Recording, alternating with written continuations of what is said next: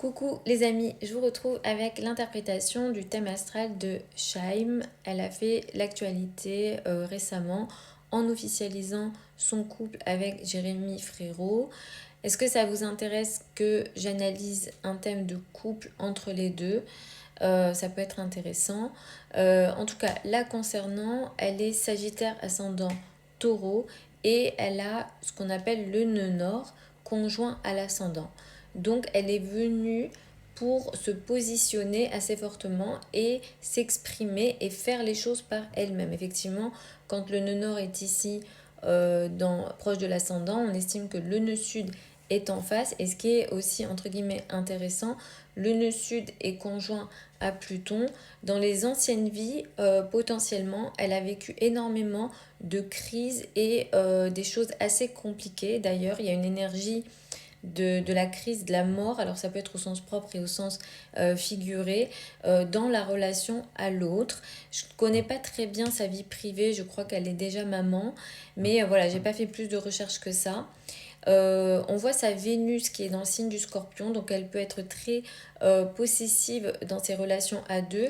Une Vénus en 7, ça va quand même favoriser la relation à deux dans le sens où ça va apporter ici beaucoup de diplomatie et beaucoup de douceur dans les relations à deux.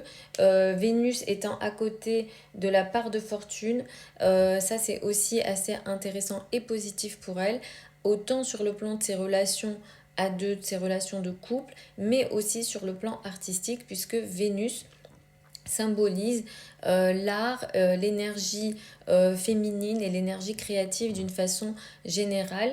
Et c'est vrai que Vénus gouverne sa maison donc son ascendant, et donc Vénus ici va être très importante. Cela dit, on va quand même noter que Vénus est dans une position compliquée puisque Vénus n'aime pas être en scorpion. Vénus est bien placée en 7, mais Vénus n'aime pas être en scorpion, donc elle peut, ou elle a vécu des situations de crise ou des situations un peu compliquées dans ses relations à deux. Et ce qui est intéressant aussi, que Vénus ne fait pas d'aspect précis, enfin ne fait pas d'aspect majeur ici. On dit que Vénus est ici férale, donc est-ce qu'elle arrive à intégrer ces relations à deux facilement dans sa vie? C'est la question qu'on va ici se poser.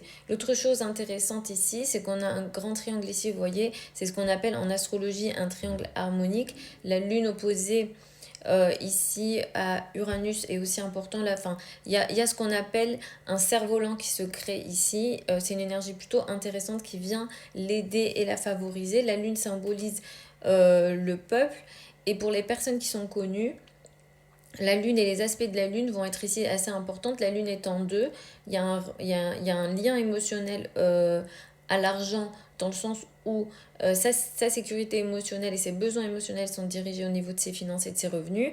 Et le grand triangle ici vient effectivement l'aider autant sur le plan de la carrière et surtout au niveau social et dans le collectif, avec un Jupiter en 11. Jupiter aime beaucoup se situer en 11. Mars en 6, elle est très active dans le quotidien.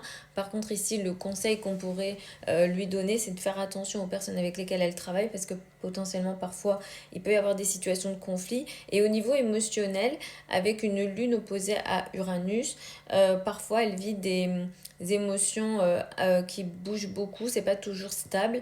Et l'interprétation qu'on peut faire aussi potentiellement, ça vient du côté de sa maman ou du lien qu'elle a à la maman. Il y a beaucoup de 8. Il y a un stellium dans la 8. Il y a quand même un soleil à côté de Saturne.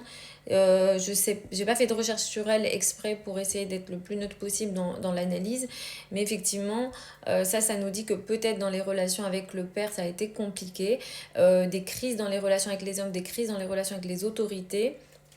Et ici, un père qui a peut-être été très dur, ou alors elle a attiré des hommes ou des personnes qui étaient des autorités dans sa vie, donc ça peut être les patrons, etc., qui ont été très durs avec elle.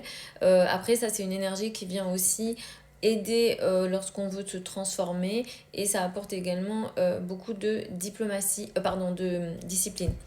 Donc voilà les amis, si cette interprétation vous a plu, n'hésitez pas à écrire tout ça en commentaire. Donnez-moi les noms des personnalités publics, donc ça peut être des artistes, ça peut être des politiques que vous souhaitez que j'analyse dans ce type de vidéo. Et si ça vous intéresse et que voilà, vous me dites si ça vous intéresse, je peux faire l'analyse du couple, donc Chaim et Jérémy Frérot. Donc on fait ça en plusieurs étapes quand on analyse des couples en astrologie. On a ce qu'on appelle les synastries. Et la carte de couple, c'est la composite. Donc, je ferai directement la composite si jamais ça vous intéresse.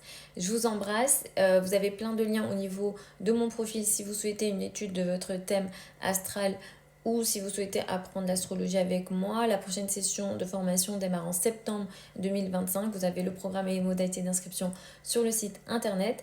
Je vous embrasse encore et je vous retrouve lors d'une prochaine vidéo.